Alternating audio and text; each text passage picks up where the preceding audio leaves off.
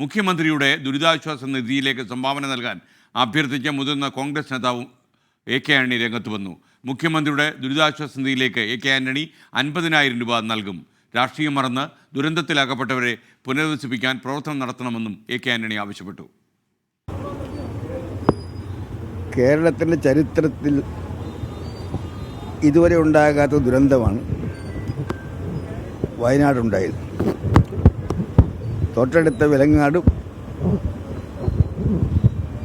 ദുരന്തമുണ്ടായി. രാഷ്ട്രീയം മറന്ന്, മറ്റ് ചിന്തകൾ മറന്ന് ഈ ദുരന്തത്തിൽ അകപ്പെട്ടുപോയ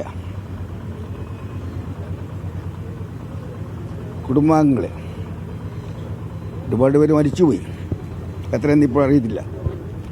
അവശേഷിക്കുന്ന കുടുംബാംഗങ്ങളെ പുനരധിവസിപ്പിക്കാനുള്ള പ്രവർത്തനങ്ങൾക്ക് മുഖ്യമന്ത്രി ദുരിതാശ്വാസ നിധിയിലേക്ക് ഉദാരമായ സംഭാവന നൽകണമെന്നാണ് എൻ്റെ അഭ്യർത്ഥന.